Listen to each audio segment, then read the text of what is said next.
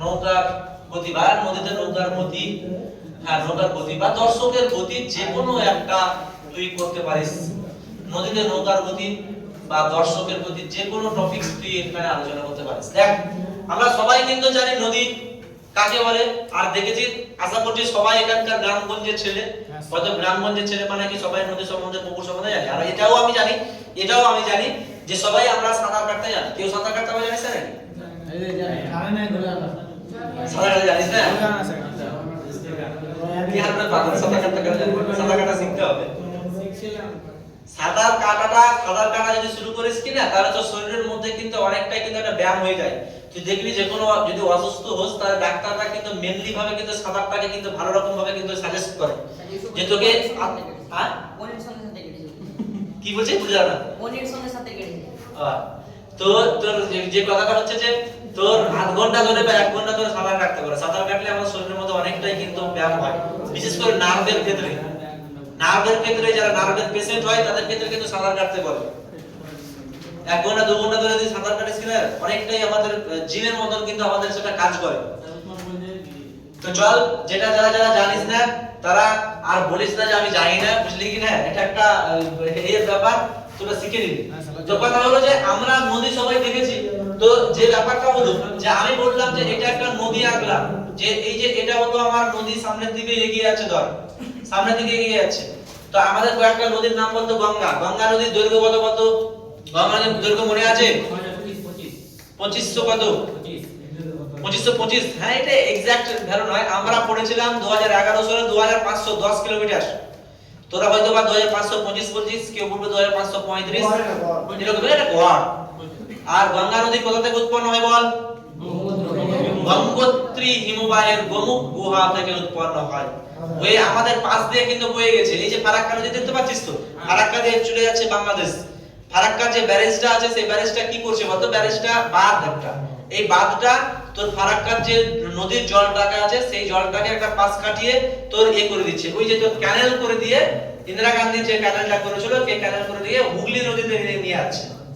এই কারণের জন্য দেখবি যে আমার ফারাক্কা যে ব্যারেজটা আছে সেই ব্যারেজের এই পর্যন্ত পর্যাপ্ত পরিমাণে জল থাকে, কিন্তু এই পরিমাণে জল নাই। এখন দেখবি সব চক পড়ে গেছে, কেন?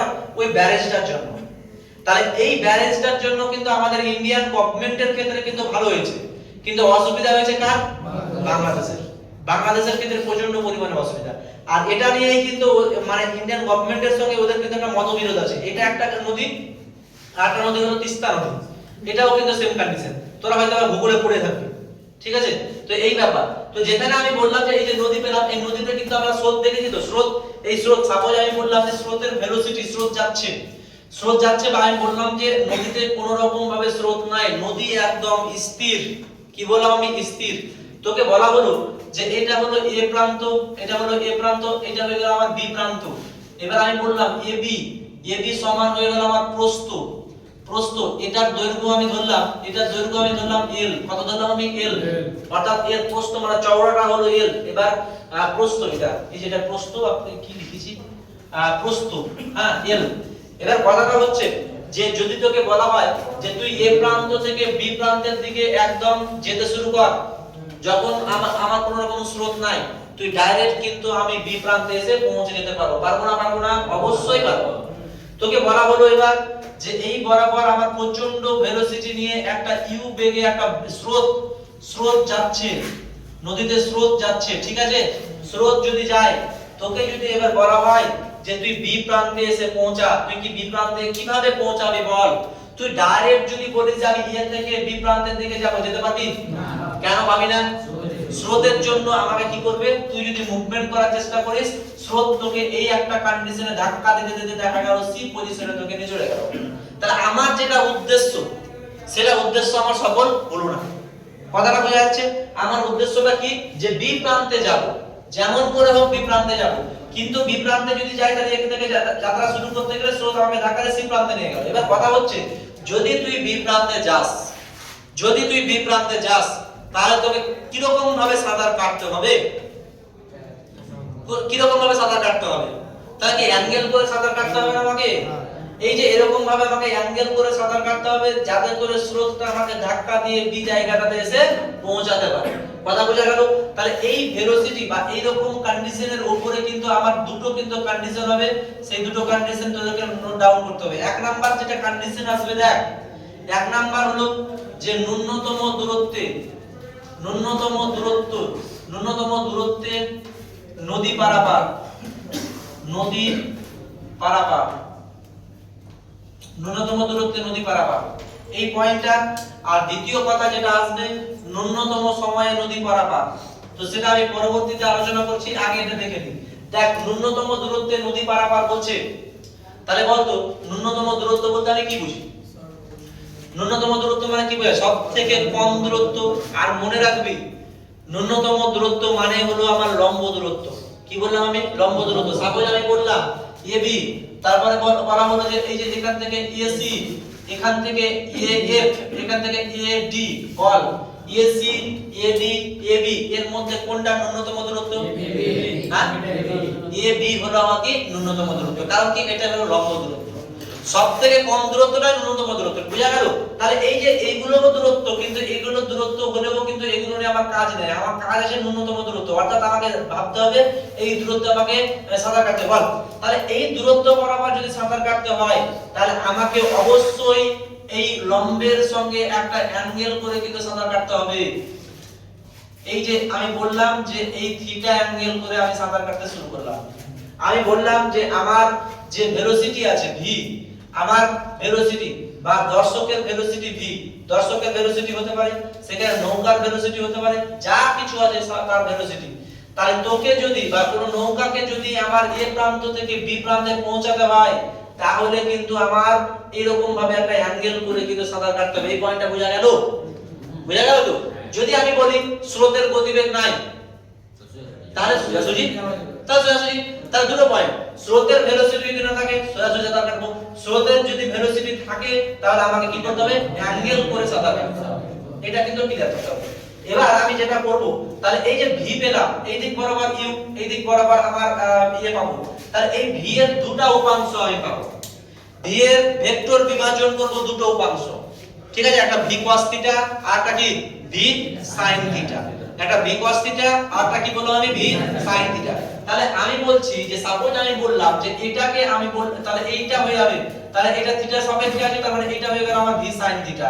তাহলে এই দিক বরাবর হয়ে গেল আমার ভি cos থিটা, তাই তো? দুটো উপাংশ যদি বিভক্ত করি, তাই না বল? ঠিক বলেছি তো? ঠিক বলেছি? বলছিস কি ঠিক বলেছি না ভুল বলেছি? হ্যাঁ, কোনটা? এটা এইবারটা কি হবে? এই যে এটা হয়ে গেল আমার ভি sin থিটা, আর এই দিক বরাবর হয়ে গেল আমার ভি cos থিটা। ঠিক লিখেছি তাহলে? ঠিক আছে? হ্যাঁ, কোনটা ভুল আছে? ওটা cos থিটা হবে। কেন মনে হয়? আমি বললাম না যে ভেক্টর বিভাজনের ক্ষেত্রে থিটার সঙ্গে যেটা লেগে থাকবে সেটা কি হবে? cos theta. আর থিটা থেকে দূরে যেটা থাকবে সেটা কি হবে? sin theta. বোঝা গেল? তাহলে এইটা আমি ভুল লিখেছি। মাঝে মাঝে ইচ্ছাকৃতভাবে ভুল করতে হয়, যাতে করে কি হয় বল, তোরা যেটা বুঝতে পারিস, তোরা যেটা ধরতে পারিস। ওই জন্যই মাঝে মাঝে কথা বলা হয় যে স্টুডেন্টদেরকে ডাউটের মধ্যে ফেলতে হয়, স্টুডেন্টদেরকে ইচ্ছাকৃতভাবে ভুল শেখাতে হয় মাঝে মাঝে, যাতে করে সেই জিনিসটা তোরা কি ঠিকঠাক ভাবে আবার অনুধাবন করতে পারিস। যেমন আমি ভুল বললাম, সেখান থেকে তোরা একজন বলে দিলি যে এখানে স্যার ভি cos থিটা হবে। তাহলে আমি বলেছি কি যে এই জায়গাটাতে হয়ে যাবে ভি cos থিটা, অর্থাৎ থিটার সাপেক্ষে যেটা থাকবে সেটা হয়ে গেল আমার কি? V cos theta. ঠিক আছে? আর এইটা তাহলে কি হয়ে যাবে? V sin theta.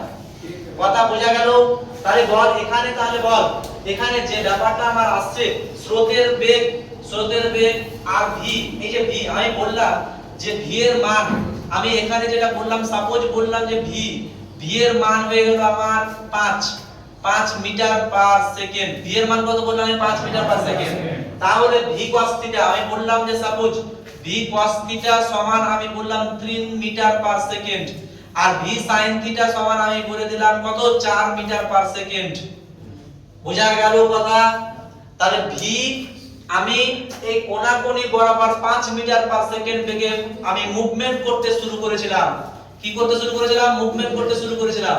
কিন্তু এই মুভমেন্টের দুটো আমি শাখা পেলাম।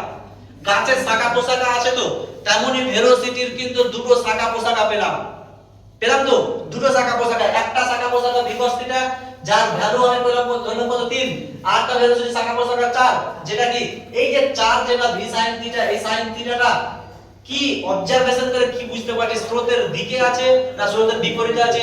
স্রোতের বিপরীতে আছে। কথা বুঝতে পারছিস? তাহলে বলতো v sin থিটা যেটা 4 আছে, যেটা v sin থিটা 4 আছে, এটার কাজ কি বল? স্রোতের ভেলোসিটিটাকে কি কমিয়ে দেওয়া নাকি বাড়িয়ে দেওয়া? স্রোতের ভেলোসিটিটাকে কমিয়ে দেওয়া। আমি আমার অ্যাঙ্গেলটা এমন ভাবে নির্ণয় করলাম, পয়েন্টটা বোঝার চেষ্টা কর, অ্যাঙ্গেলটা এমন ভাবে নির্ণয় করলাম যাতে করে এই স্রোতের ভেলোসিটির সঙ্গে এই উপাংশটা সমান হয়ে যায়। কথা বুঝতে পারছিস? তাহলে যদি সমান হয়ে যায় তাহলে কি একে অপরের বিপরীতমুখী ক্যান্সেল হয়ে গেল, তার মানে v sin থিটার এখানে কোনো রকম অস্তিত্ব থাকবে না। তাহলে এখানে যেটা আমি লিখব সেটা কি লিখব? যে ন্যূনতম দূরত্বে, এখানে লিখে দে যে ন্যূনতম দূরত্বে নদী পার হতে গেলে, নদী পার হতে গেলে থিটাকে এমন ভাবে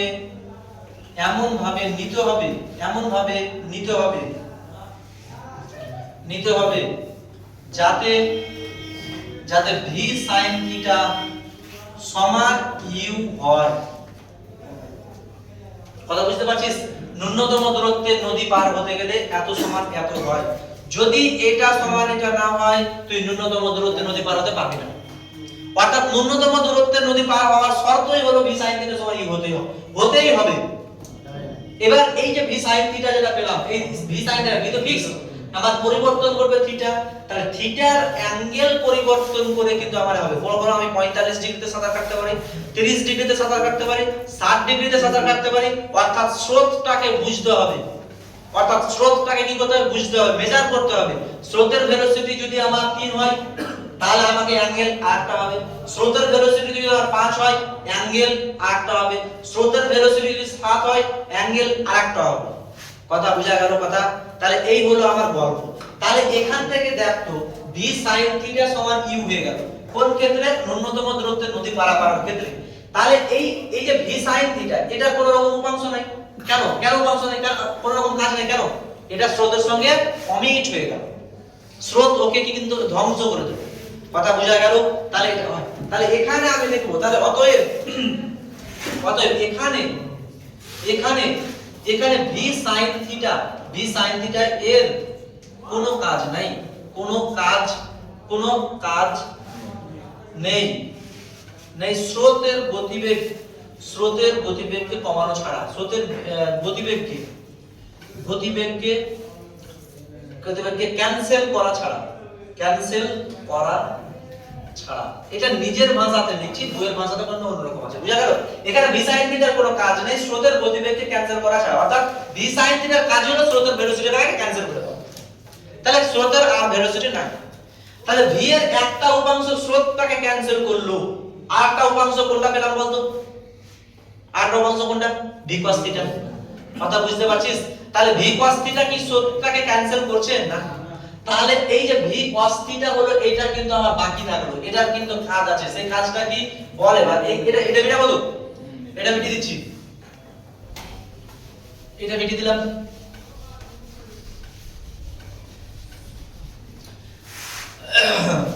তোরা কাল মাধ্যমিকের রেজাল্ট কখন যাচ্ছিস? বৃহস্পতিবার সকাল না সন্ধ্যা যাবি? সকালে যাবি? 9টায় যাবি?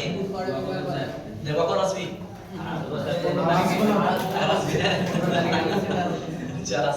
কেন আসবি না পাগল? এখানে এত বছর ফ্যাসিলিটি নেই, এই কথাটা আসবি না? আসবি কেন আসবি না? চল এবার ক্যান্সেল করা ছাড়া। তাহলে আমি যেটা পাচ্ছি দেখ এবার, তাহলে দেখ এখানে আরেকটা ভালো রকম যেটা ডায়াগ্রাম যদি আমি আঁকি, এই যে এটা এই দিক বরাবর এটা হয়ে গেল আমার u, আর এই দিক বরাবর আমার v cos থিটা আমি পেলাম, v cos থিটা পেলাম।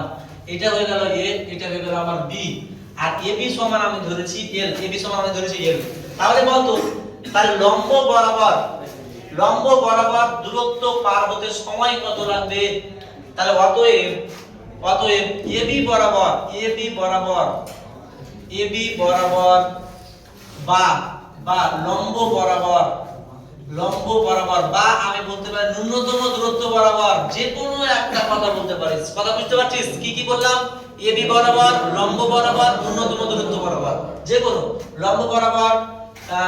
নদী পার হতে, নদী পার হতে কালি যে মনে হচ্ছে নাই রে, কালি কি আছে এখানে? আনা হ্যাঁ, নদী পার হতে, নদী পার হতে সময় লাগবে, নদী পার হতে সময় লাগবে। বল তাহলে কত লাগবে বল তো রে? টি। আমি পেয়ে গেলাম t1 সমান কত পাবো বল? l বাই কত? v, তাই তো? তাই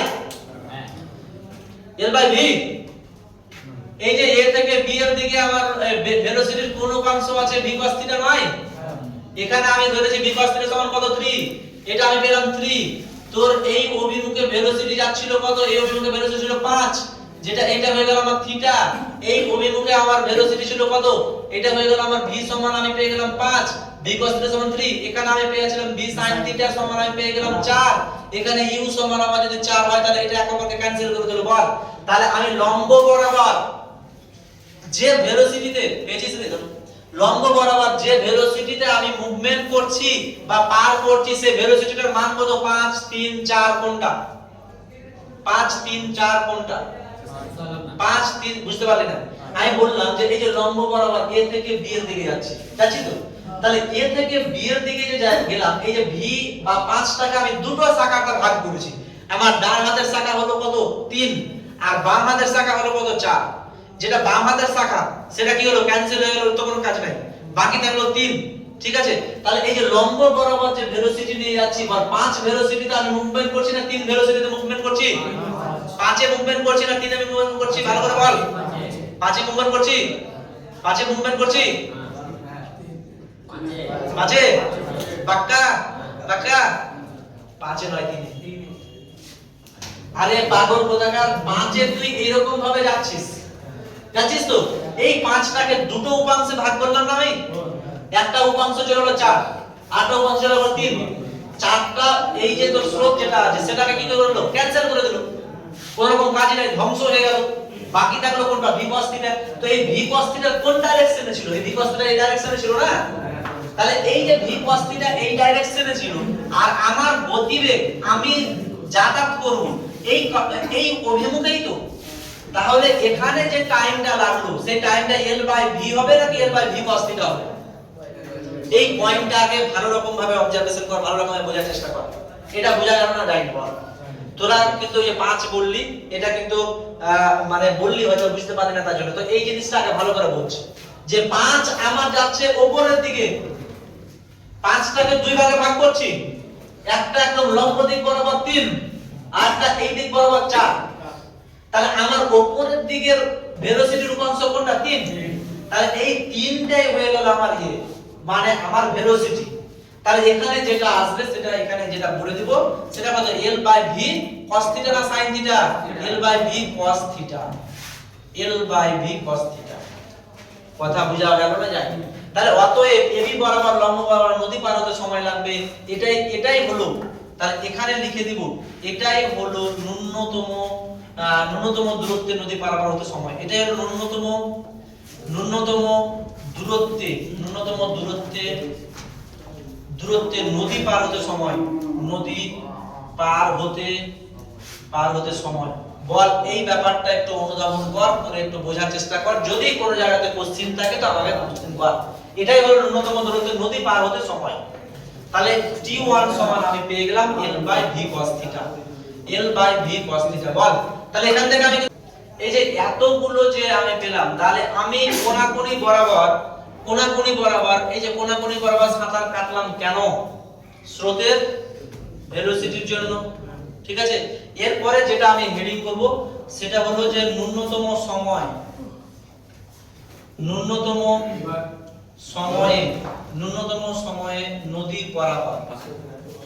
নদী পারাপার, এটা হেডিং করব, ন্যূনতম সময়ে নদী পারাপার। এটাই লাস্ট টপিক, একটু ধৈর্য রাখলে তাহলে হয়ে যাবে না? ন্যূনতম সময়ে নদী পারাপার। তাহলে দেখ, ন্যূনতম সময় আর ন্যূনতম দূরত্ব এই দুটো কিন্তু আমাকে ডিফারেন্স কিন্তু করতে হবে। দুটো ডিফারেন্স যদি আমাকে করতে হয় তাহলে বল যে আমি যখন ন্যূনতম দূরত্বে যখন আমি যাচ্ছি, তখন আমার উদ্দেশ্য হলো আমার বি পয়েন্টে পৌঁছে যাওয়া। কি বললাম আমি? আমার উদ্দেশ্য হলো বি পয়েন্টে পৌঁছে যাওয়া। এবার যখন আমি আবারও বলছি, দেখ রিপিট করছি, দেখ ন্যূনতম দূরত্ব যখনই আমি যাব তখন আমার মূল উদ্দেশ্য হলো বি পয়েন্টে পৌঁছে যাওয়া। বি পয়েন্টে পৌঁছানোর জন্যই কিন্তু আমি অ্যাঙ্গেল করে সাঁতার কাটছি। কথা হলো ন্যূনতম সময়ে নদী পারাপার যদি করতে হয় তাহলে আমার মূল উদ্দেশ্যই হলো যেন তেন প্রকারে নদীটাকে উতরে যাওয়া। আমার কোন রকম স্থান নাই। কথা বোঝা গেল? যে আমি এখান থেকে যাত্রা শুরু করে এখানেও পৌঁছাতে পারি, আমি এখান থেকে যাত্রা শুরু করে এখানেও পৌঁছাতে পারি, আমি এখান থেকে যাত্রা শুরু করে এখানেও পৌঁছাতে পারি। আমার উদ্দেশ্য হলো কি যে যেমন করেই হোক আমি নদীটাকে পার করে নেব। কেমন ব্যাপারটা? যে সাপোজ তুই কোনো একটা ক্রাইম করেছিস, পুলিশ ধাওয়া করেছে, তুই পালাচ্ছিস, এবার সামনে একটা নদী পড়লো, যেমন নদী পড়লো তুই বললি তোর উদ্দেশ্য থাকবে কি আমার ওই নির্দিষ্ট জায়গাতে পৌঁছে যাওয়া নয়, আমার কি আমি নদীটাকে পার হয়ে যাব। অর্থাৎ যে কোনো জায়গাতে আমি পৌঁছাতে পারি, ভাই আমি বি তে পৌঁছাতে পারি, সি তে পৌঁছাতে পারি, ডি তে পৌঁছাতে পারি। উদ্দেশ্য বুঝতে পারছিস? তাহলে প্রথম উদ্দেশ্য কি ছিল? একদম নির্দিষ্ট গন্তব্য বি, যেটা লম্ব দূরত্ব বরাবর। এখানের উদ্দেশ্য কি? যেন তেন প্রকারে নদীটাকে উতরে যাওয়া। আমার কোনো রকম নির্দিষ্ট কোনো গন্তব্যস্থল নাই। চল তাহলে ন্যূনতম সময়ে নদী পারাপার, তাহলে এখানে যে টাইমটা আমি পাচ্ছিলাম বল, এই যে t1 পেলাম, তাহলে ন্যূনতম দূরত্বে যেটা t1 পেলাম, t1 সমান আমি পেয়ে গেলাম l বাই কত v cos θ। ঠিক আছে? তাহলে t1 টা ন্যূনতম সময় মানে কি সর্বনিম্ন সময়। সর্বনিম্ন সময় কখন হবে বল? কোন ভ্যালুটাকে পরিবর্তন করতে হবে? এখানে v কনস্ট্যান্ট না, এখানে l কনস্ট্যান্ট মানে কি ওর প্রস্থটা কনস্ট্যান্ট, ওটা তো পরিবর্তন করতে পারবি না। তারপরে v মানে কি তুই যে ভেলোসিটিতে যাবি সেই ভেলোসিটিটাও যদি কনস্ট্যান্ট হয়ে যায়, সেটা কনস্ট্যান্ট, পরিবর্তন কি করবে? থিটা, তাই না? পরিবর্তন থিটা করবে। যেমন আমি বললাম যে সাপোজ তোকে ধর যে আমি একটা বলছি যে 5, যেমন আমি বলছি যে ধর 10, এই 10 সমান হয়ে গেল আমার 30 বাই 3, 3 10 30। আমি বললাম যে এটাকে কমিয়ে দিয়ে ধর তুই 5 কর, ধর তুই 6 কর, তাহলে 6 সমান কত আসবে? 30 বাই কত আসবে বল? 5। এবার 6টাকে আরো কমিয়ে দে, 5 কর, 30 বাই কত আসবে বল? 6 আসবে তো? তারপরে এবার আমি বললাম এটাকে 2 কর, 2 যদি করিস 30 বাই কত আসবে বল? 15। ঠিক আছে, এটাকে 1 কর, তাহলে 30 বাই কত আসবে বল? 30। আসবে না দেখ। তাহলে প্রথম টাইমটা হলো এইটা। এবার ন্যূনতম মানে কি আস্তে আস্তে কমবে, টাইমটা সবথেকে কম হবে। তাহলে দেখ 10 হলো টাইম, এই যে এটাকে ধরলাম ন্যূনতম সবথেকে যদি 1 হয় তাহলে 30 তো ফিক্সড আছেই। তাহলে আস্তে আস্তে অবজারভেশন করে একটু লক্ষ্য করতো যে নিচের দিকের যে রাশিমালাটা আছে এই রাশিমালাটা কি বৃদ্ধি যত পাচ্ছে, দেখ 3 5 6 15 30, যত নিচের দিকে রাশিমালা বৃদ্ধি পাচ্ছে তত আমার এই পরিমাণটা কি হচ্ছে? কমছে না। তার মানে এটা কি হচ্ছে? ন্যূনতম দিকের দিকে কি হচ্ছে? এগিয়ে যাচ্ছে, ন্যূনতমের দিকে এগিয়ে যাচ্ছে। এই কথাটা বোঝা যাচ্ছে? তাহলে সেম জিনিসটা এখানে বলতো, এখানে যদি আমি ন্যূনতমের দিকে এগিয়ে যাই তাহলে কোন রাশিমালাটাকে কমাতে হবে? v cos θ টাকে কমাতে হবে না বাড়াতে হবে? বাড়াতে হবে, বৃদ্ধি করতে হবে। কথা বুঝতে পারছিস? তাহলে v cos θ টা ম্যাক্সিমাম যদি আমি করি তাহলে তো এটা মিনিমাম হবে। কথা বুঝা গেল? তাহলে এখানে লিখে দে। তাহলে অতএব v cos θ সমান ম্যাক্স হলে t1 সমান মিন হবে।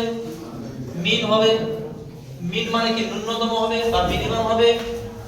এবার বলতো v cos θ ম্যাক্সিমাম কখন হবে? যখন θ সমান কত? θ 90। cos θ এর ম্যাক্সিমাম ভ্যালু কত? cos θ এর ম্যাক্সিমাম ভ্যালু কত? cos θ এর ম্যাক্সিমাম ভ্যালু 0। cos θ এর ম্যাক্সিমাম ভ্যালু হলো 1। cos θ 1 থেকে -1 এর মধ্যে ঘোরাফেরা করে না রে। cos θ এটা cos θ sin θ এটা তো জানিস না নাকি? cos θ তোর ম্যাক্সিমাম ভ্যালু হলো এই যে 1 আর মিনিমাম হলো -1। sin θ এর ক্ষেত্রেও সেম 1 -1। ঠিক আছে, এই হলো আমার গল্প cos θ sin θ। তাহলে আমি থিটার ভ্যালু যা কিছুই করাই না কেন 180 0 30 90 যা কিছুই করা না কেন cos থিটার ভ্যালু ম্যাক্সিমাম 1 হবে আর মিনিমাম কত হবে -1। তাহলে এখানে দেখ v cos থিটা ম্যাক্সিমাম কখন হবে যদি cos থিটাটা 1 হয়ে যায়, তাহলে তো cos থিটা 1 কখন হবে যখন থিটা কি হবে 0 হবে। তাহলে এই পয়েন্টটাকে আমি এখানে মার্কিং করে লিখছি। তাহলে দেখতে পাচ্ছি অতএব আমি লিখে দিলাম অতএব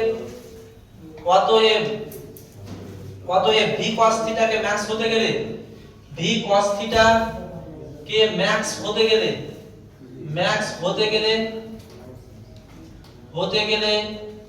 cos থিটা কে ম্যাক্স হতে হবে cos থিটা কে ম্যাক্স হতে হবে cos থিটা এর ম্যাক্স ভ্যালু হলো ম্যাক্স সমান হলো ম্যাক্স ভ্যালু সমান কত 1। অতএব থিটা সমান 0 হলে কি cos থিটা সমান ম্যাক্স হবে। ঠিক আছে, অতএব ন্যূনতম সময় তাহলে ন্যূনতম সময় হবে কত হবে বল। ন্যূনতম সময় আমি পেলাম t2 সমান কত পেলাম b l by v cos কত 0 cos 0 এর ভ্যালু কত 1 সমান কত l বাই v। এটাই হয়ে গেল আমার ন্যূনতম সময়। এই যে এটাই হয়ে গেল আমার ন্যূনতম সময়। t2 সমান l by v cos 0 l by v। তাহলে এই যে আমি পেলাম l বাই v বা থিটার ভ্যালু 0, এটা কথাটার অর্থটা কি, এটা আমাকে কি ডিনোট করছে একটু আমি জানবো, যেটা কিন্তু আমি লেকচার খতম করব। তাহলে এই ব্যাপারটা কি ডিনোট করছে বল।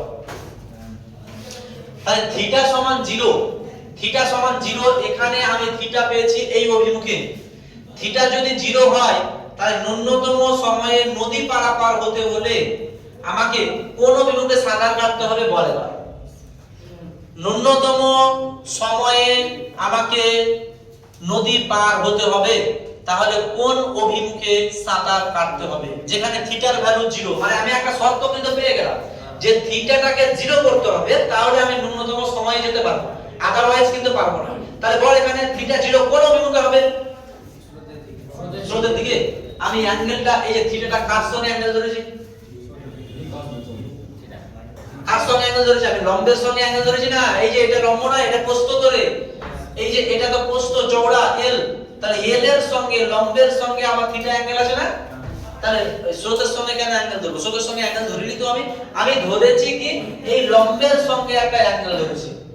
তাহলে লম্বের সঙ্গে যদি অ্যাঙ্গেল হয় থিটার ভ্যালু যদি 0 হয়ে যায় তাহলে কোন দিকে যাবে, তাহলে এই যে এটা এই অভিমুখে নয়, তাহলে কি ab অভিমুখে। মানে কি ab অভিমুখটা কি ন্যূনতম দূরত্ব অভিমুখী, বা আমি বলতে পারি কি লম্ব অভিমুখী। তাহলে এখানে কি দেখো অতএব আমাকে কোন দিকে সাঁতার কাটতে হবে, তাহলে লম্ব দিকে নয় বা আড়াআড়ি ভাবে। তাহলে এখানে ভাষা লিখে দিই অতএব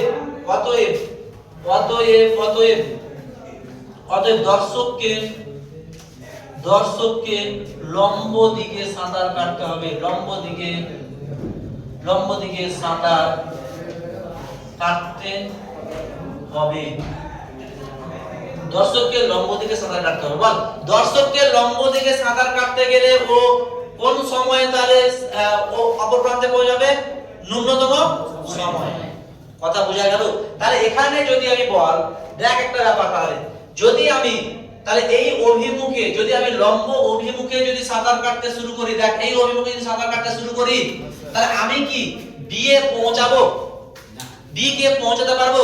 তাহলে কোন জায়গাটাতে পৌঁছাবো ভাই, সি এ পৌঁছাতে পারি, বা কোথায় পৌঁছাতে পারি ডি এ পৌঁছাতে পারি। কেন সি বা ডি এ কেন পৌঁছাতে পারবো না, কেন পৌঁছাতে পারবো না বি এ? স্রোত আছে, কথা বুঝতে পারছিস, স্রোত আছে, তার কারণের জন্য আমি বি তে পৌঁছাতে পারবো না। আমি পৌঁছে যাবো কোথায়, সি ডি। ওই কারণের জন্য আমি উদ্দেশ্য বলেছি যে আমার উদ্দেশ্যটাই হলো কোন রকমের নদী পার হয়ে যাওয়া। কোন জায়গাতে যাচ্ছে সেটা আমি দেখবো না, ঠিক আছে। প্রথম উদ্দেশ্য ন্যূনতম দূরত্বে নদী পারাপার সময় আমাকে কোন অভিমুখে সাঁতার কাটতে হবে, ন্যূনতম দূরত্ব থিটা, অ্যাঙ্গেলটা থিটা, অ্যাঙ্গেলটা মেজার করে সাঁতার কাটতে হবে। তাহলে ডিফারেন্স করতে পেরেছিস? ন্যূনতম দূরত্ব আর কি ন্যূনতম সময়, দুটো আলাদা জিনিস। ন্যূনতম দূরত্বে আমাকে থিটা অ্যাঙ্গেল করে সাঁতার কাটতে হবে, আর ন্যূনতম সময় যখন আমি যাব তখন আমাকে কি লম্ব দিকে সাঁতার কাটতে হবে। যখন ন্যূনতম দূরত্বে যখন যাব তখন আমার গন্তব্য স্থল ফিক্সড, যখন আমি ন্যূনতম সময়ে যাব তখন গন্তব্য আমার ফিক্সড নয়। আমার উদ্দেশ্যই হলো আমি কোনো রকম ভাবে উতরে যাব। ওই কারণের জন্য তোরা যখন দেখবি, আর ধুলিয়ান ঘাট গেছিস ধুলিয়ান ঘাটে যখন নৌকা যখন চলবে তখন দেখবি নৌকা স্রোতের বেগ যদি এই দিকে থাকে, তুই ওই প্রান্তে যখন যাবি তখন নৌকাটাকে দেখবি ও ফারাক্কা ব্যারেজ অভিমুখে চালনা করছে। দেখেছিস তো ব্যারেজ অভিমুখে চালনা করছে। এই কারণে যেটা অর্থাৎ ওই লম্বের সঙ্গে থিটা অ্যাঙ্গেল করেও চালনা করছে। করতে করতে স্রোত কাউকে ধাক্কা দিতে ওই প্রান্তে গিয়ে পৌঁছাবে। বুঝা গেল? এবার তুই যদি বলিস আমি ন্যূনতম সময় যাব, তাহলে লম্ব বরাবর যা, তুই একবারে বাংলাদেশে পৌঁছে যাবে যে কোনো একটা জায়গাতে, বা বাংলাদেশের আগেও তোর হয়তো বা 2-1 সেকেন্ডে পৌঁছে যাবে। তাহলে এখানে দেখ আরেকটা লাস্ট আমি বলবো। তাহলে দুটো যেটা আমি পাচ্ছি, এই যে T2, এই যে T2 পেলাম, T2 সমান L/V পেলাম, আর T1 সমান L/V cos θ পেলাম। বল এই দুটো টাইমের মধ্যে কোন টাইমটা বড়, কোন টাইমটা ছোট? কোনটা? T2 ছোট, T2 হলো ছোট আর T1 হলো বড়। মানে এটার ভ্যালু যদি আমার 10 হয়, এটা অবশ্যই 7, 10 এর তুলনায় 7, 5, 6 হতে পারে, 10 এর তুলনায় কম হবে। কথা ক্লিয়ার হয়েছে? থাকলো এই পর্যন্ত। এরপরে আবার ডট প্রোডাক্ট ক্রস প্রোডাক্ট হবে। কথা বোঝা যাচ্ছে তো রে ক্লাস? ঠিক আছে, চল বন্ধ করে দে।